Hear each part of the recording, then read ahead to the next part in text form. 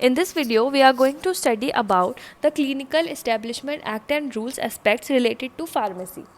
The Clinical Establishment Act was passed by the Parliament of India on 17 August 2010 to provide for the registration and regulation of all clinical establishments in the country. First of all, we should know what this Clinical Establishment Act and Rules means. ये हम बात कर रहे हैं about the clinical establishment या फिर we can say the medical system that is working in a particular area.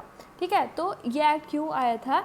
To provide for registration and regulation जितने भी क्लिनिकल एस्टेब्लिशमेंट हो रहा है कंट्री में, ताकि उन्हें लीगलाइज फॉर्म में स्टैब्लिश करे एंड उनका स्मूथ रेगुलेशन हो लॉन्ग टर्म में.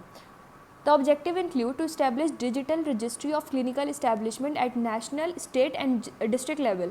जो हमारे particular clinical establishment है उसका जो registry हो, it should be at national level also, state level also and district level also.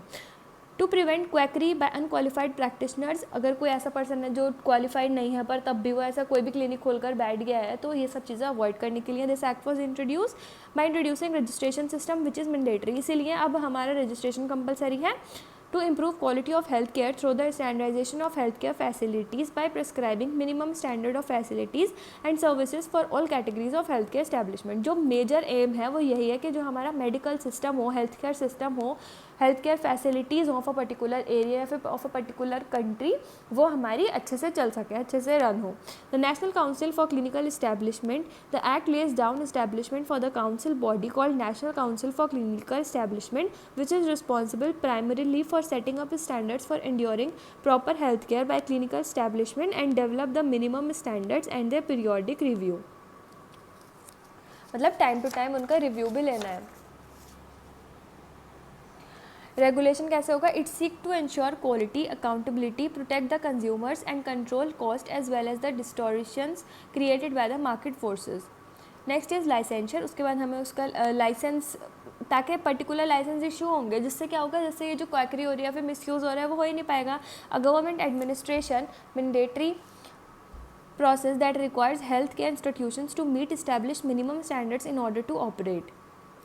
Next, we have the certification. It is a process that is by the government that grants recognition to healthcare institutions that meet certain standards and qualifies them to advertise services or to receive payments or functioning for the services provided. Next, we have the accreditation. It is a process by which a government or the non-government agency grants recognition to healthcare institution that meet certain standards that require continuous improvement in structures, procedures or the outcomes. Coverage में we have all the national clinical establishment including diagnostic centers and single doctor clinics across all recognized system of medicine in both the public and private sector. ये हमने देखा इसके regulation के बारे में, इसके licensor के बारे में कि हम लाइसेंस इशू कर रहे हैं ऑफ पर्टिकुलर पर्सन जिसके वो अपना क्लिनिकल इस्टेब्लिशमेंट रन कर सके. We are giving the certification which is given to a person by the government.